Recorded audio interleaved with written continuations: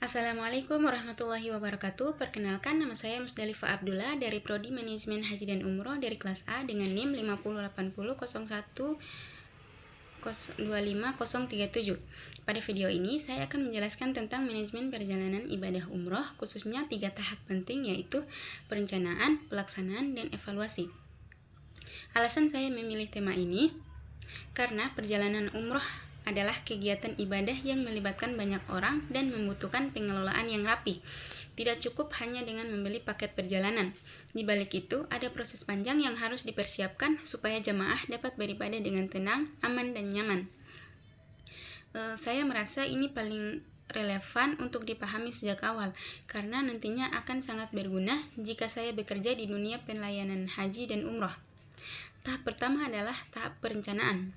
Ini merupakan dasar dari seluruh kegiatan. Dalam perencanaan, ada beberapa hal yang sangat penting. Yang pertama, menyiapkan dokumen jamaah seperti paspor, visa, vaksin, dan data pribadi. Harus lengkap sebelum berangkat. Kesalahan data kecil saja bisa membuat jamaah tertahan di bandara. Kedua, menyusun jadwal, mulai dari jadwal keberangkatan, kepulangan, jadwal ziarah, sampai dengan rangkaian ibadah umroh di Mekah dan Madinah. Semua harus dirancang agar waktu jamaah tidak terbuang dan bisa beribadah dengan teratur.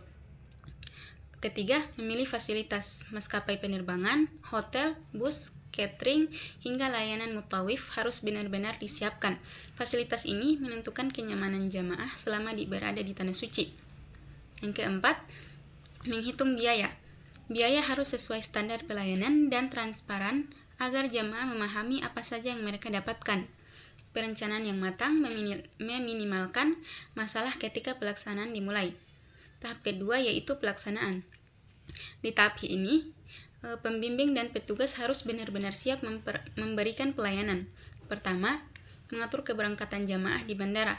Petugas memastikan semua dokumen lengkap, koper sesuai aturan, dan jamaah memahami prosedur keberangkatan. Yang kedua, mengatur akomodasi dan konsumsi.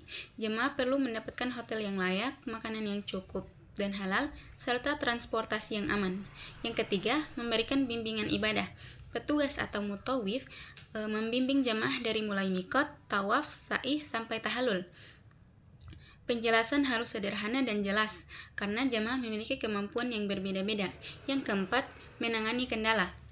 Dalam perjalanan pasti ada saja masalah, seperti jamaah yang sakit, jadwal berubah, kehilangan barang. Petugas harus cepat, sigap, dan tetap tenang. Tahap pelaksanaan ini adalah bagian yang paling berat karena berhadapan langsung dengan jamaah. Tahap ketiga adalah evaluasi.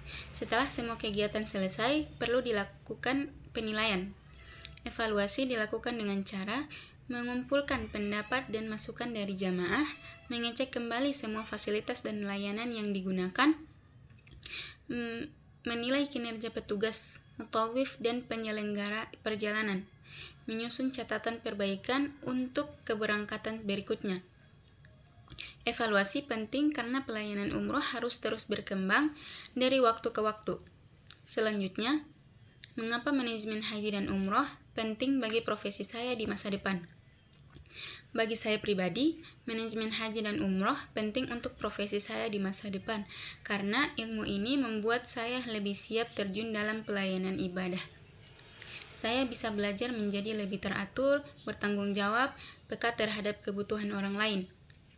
Bidang ini juga terus berkembang sehingga memiliki peluang kerja yang luas. Dengan memahami manajemen sejak awal, saya berharap bisa memberikan pelayanan terbaik kepada jamaah di kemudian hari.